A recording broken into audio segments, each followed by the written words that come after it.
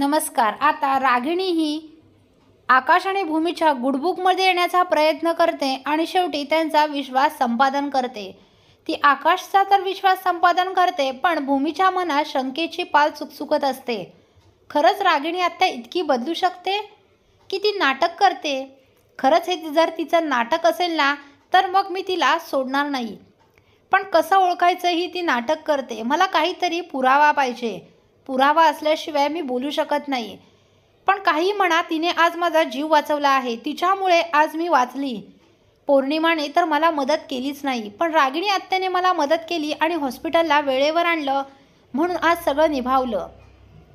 पण कुठेतरी मला असं वाटतंय की रागिणी आत्या बदलू शकत नाही। कारण जी स्वतःच्या नवऱ्याला तुरुंगात टाकू शकते, जी स्वतःच्या भावाला, त्याच्या बायकोला मारू शकते, त्यांच्या मुलाला वेडं करण्याचा प्रयत्न करू शकते, ती बाई काही करू शकते। ती बाई आता असं साधे भोळेपणाचं नाटक देखील करू शकते। नाही, त्यांच्या नाटकाला भुललंच नाही पाहिजे। तर आता इकडे रागिणीने पौर्णिमाला तर सांगितलेलं असतं की मी आकाशभूमीचा विश्वास संपादन करण्यासाठी हे सगळं करते। मी त्यांना कधीच असं सोडणार नाही, त्यांना कधीच माफ करणार नाही। त्यांनी माझ्या मुलाचा खून केला आहे, त्याला मारलं आहे। मी या दोघांना त्यांची शिक्षा भोगायला नक्की लावणार, त्या दोघांना मी नक्की बर्बाद करणार। आता मात्र पौर्णिमाला ते ऐकून बरं वाटतं। पौर्णिमा येऊन नीलांबरीला सांगते, अगं आई माझ्या बाजूने आहेत, त्या हे सगळं नाटक करतायत, आकाशभूमीशी मुद्दाम चांगलं वागतायत कारण त्यांच्या गुडबुकमध्ये येण्यासाठी। तेव्हा लगेच नीलांबरी म्हणते, बघ हो पौर्णिमा, मला त्या बाईचं ना काही खरं बरं वाटत नाही, तिच्यावर विश्वास ठेवावासाच वाटत नाही, कारण ती मुद्दाम तुझ्याशी खोटं बोलत असेल आणि ती आकाशभूमीची साथ देईल असं असेल कदाचित। तर आता मागून रागिणी येते आणि म्हणते, साहजिकच आहे असे विचार तुमच्या मनात येणं, कारण मी आकाशभूमीशी चांगलंच वागते। का, कशासाठी ते मला माहीत आहे, कारण आता त्यांच्याशी चांगलं वागून मला त्यांचा केसाने गळा कापायचा आहे, सोडणार नाही आहे मी तशी त्यांना। मग तिथे अभिजितचा फोटोला हार घातलेला असतो आणि समोर दिवा लावलेला असतो।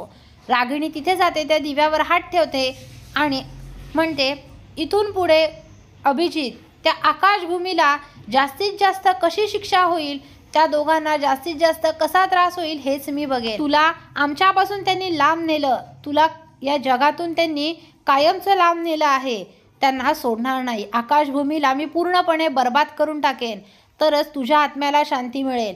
तोपर्यंत मी शांत बसणार नाही, मी त्यांची पूर्ण विल्हेवाट लावत नाही तोपर्यंत मी शांत बसणार नाही अभिजित। आता पौर्णिमा आणि नीलांबरी देखील तेच म्हणतात। आता रागिणी म्हणते, आम्ही तिघीही तुझ्या खुन्याला, मारेकऱ्याला नक्कीच शिक्षा देऊ, त्याला पूर्णपणे बर्बाद करून टाकू।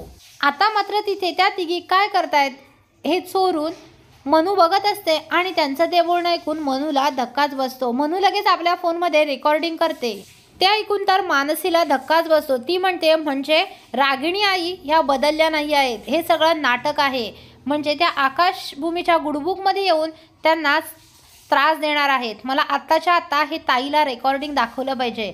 आणि लगेच मानसी ते रेकॉर्डिंग घेऊन येऊन भूमीला दाखवते। आता भूमीला ते रेकॉर्डिंग बघून खूपच मोठा धक्का बसतो। ती मानसीला म्हणते, तरी मला वाटत होतं की ही बाई कधी सुधारू शकत नाही आणि शेवटी तेच झालं। आता ती असा गेम खेळते ना, आता मनू आपण हिच्याशी उलट गेम खेळायचा। तेव्हा मनू म्हणते, हां ताई। मानसी म्हणते, ताई आता आपल्याला ना तिच्यावर बारीक लक्ष ठेवावं लागणार आहे।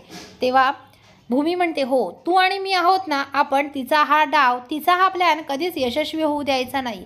पुढील अपडेट पाहण्यासाठी व्हिडिओला लाईक आणि चॅनलला सबस्क्राईब करायला विसरू नका। थँक्यू।